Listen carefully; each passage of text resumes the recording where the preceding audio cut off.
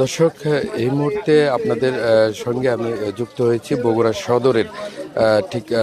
চান্দপাড়া, সাবগ্রাম ইউনিয়নের চান্দপাড়া এলাকা থেকে।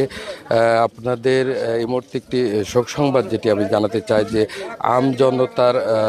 যিনি রয়েছেন তারেক রহমান, তার বাবা গত কাল সন্ধ্যার পর কিন্তু চিকিৎসাধীন অবস্থায় তিনি শহীদ জিয়াউর রহমান মেডিকেল কলেজে মৃত্যুবরণ করেছেন এবং তার মৃত্যুর পর কিন্তু সে এই এলাকায় এবং গ্রামের বাড়িতে কিন্তু শোকের মাতন আমরা দেখতে পাচ্ছি এবং আমরা দেখতে পাচ্ছি যে কিছুক্ষণের মধ্যেই কিন্তু তার যে নামাজের জানাজা, সেই জানাজাতে অনুষ্ঠিত হবে এবং আমরা দেখছি যে সেই গ্রামের বাড়ি চান্দপাড়ায় যে মসজিদটি রয়েছে সেই মসজিদকে কেন্দ্র করেই তার এই যে যে জানাজা, সেই জানাজাটা কিন্তু প্রস্তুতি হচ্ছে এবং আমরা দেখতে পাচ্ছি যে আমার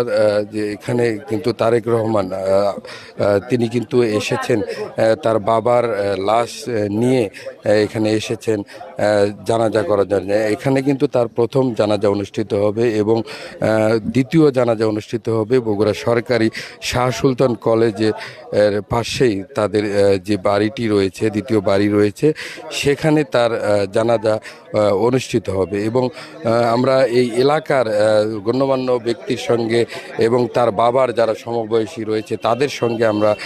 কথা বলেছি এবং জেনেছি যে তার বাবা আসলে অনেক ভালো মানুষ ছিলেন এবং তিনি আসলে 5 ওয়াক্ত নামাজ পড়তেন, তিনি তাবলিগ জামাতের লোক ছিলেন এবং ইসলামী শরিয়া মোতাবেক কিন্তু তিনি চলাফেরা করতেন এবং এই যে এলাকা, সেই এলাকার আসলে সকল যে মানুষগুলো রয়েছে সবাই তাকে কিন্তু অত্যন্ত শ্রদ্ধাভাবেই কিন্তু তাকে দেখতেন এবং তার এক ছেলে এক মেয়ে। আসলে তারেক রহমান কিন্তু দীর্ঘদিন যে রাজনীতির সঙ্গে সম্পৃক্ত ছিল, সেই রাজনীতির সাথে থাকার ফলে কিন্তু তাকে নিয়ে কিন্তু তার পরিবার কিন্তু একরকম চিন্তায় ছিলেন এবং তার বাবাও যেহেতু একমাত্র পুত্র সন্তান, সেটি নিয়েও কিন্তু তারা চিন্তিত ছিলেন, যার কারণে এই যে চিন্তিত থাকার কারণে কিন্তু তার শরীরে ডায়াবেটিস বাধা বেঁধেছিল এবং ডায়াবেটিস সহ আরও যে নানান যে অসুখ সেগুলো কিন্তু বাধা বেঁধেছিল এবং তিনি এর আগেও কিন্তু স্ট্রোকও করেছিলেন, যার কারণে আসলে তিনি এই যে হঠাৎ করেই তার এই যে